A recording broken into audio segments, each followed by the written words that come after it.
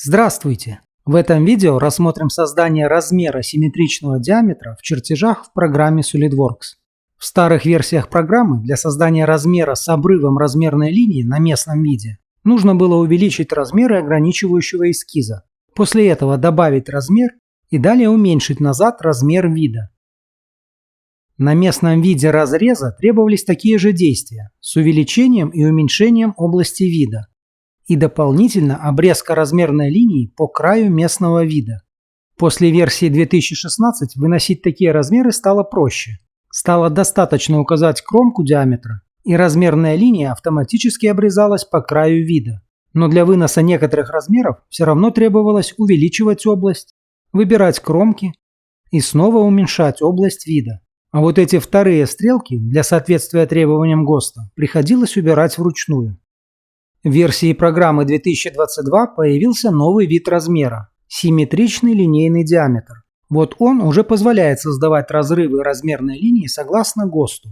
Раскрываем панель размеров и выбираем размер симметричного линейного диаметра. Или нажимаем инструменты, размеры, симметричный. В менеджере доступны два варианта создания размеров. Одиночный режим позволяет создавать размеры по одному. Выбираем одну кромку и размещаем размер.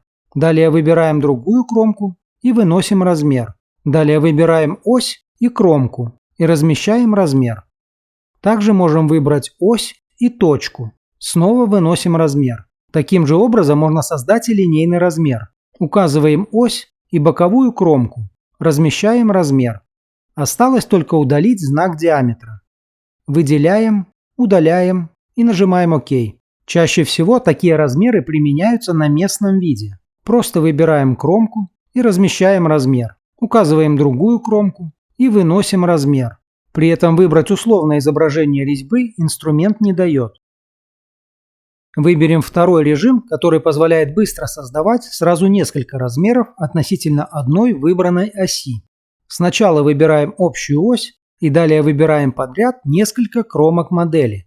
Программа автоматически размещает выбранные размеры. Как видим, симметричный размер диаметра работает аналогично обычному размеру диаметра, но показывает только часть размерной линии размера и при этом соответствует требованиям ГОСТа. И на этом все. Спасибо за поддержку. Всего вам доброго!